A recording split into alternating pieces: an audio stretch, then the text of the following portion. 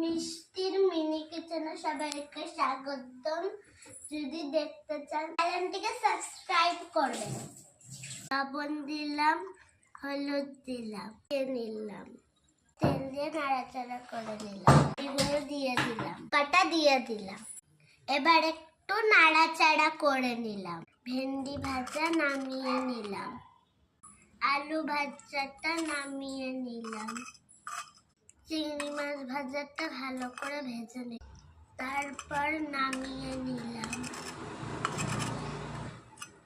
এটা আগে নামিয়ে নিয়েছিলাম। হাঁড়িটি চাপিয়ে দিলাম, হাঁড়িতে জল দিয়ে দিলাম, দিয়ে দিলাম, ঢাকনাটা খুলে চালটা দিয়ে দিলাম,